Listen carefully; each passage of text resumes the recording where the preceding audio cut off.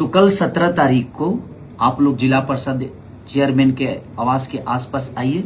वहीं से यानी हम चेयरमैन के आवास के पास से ही 11 बजे दिन में आप सबका वेट करेंगे। कल नामांकन करने वाला हूं मैं, तो आप लोग आशीर्वाद अपने बेटा अपने भाई को जिस तरह हमेशा दिए हैं उसी तरह इस खेसरिया को आप सबको अपना प्यार और आशीर्वाद से भर देना है। और कल 11 बजे दिन में आप सबके बीच में मैं आ रहा हूँ, छपरा सारा।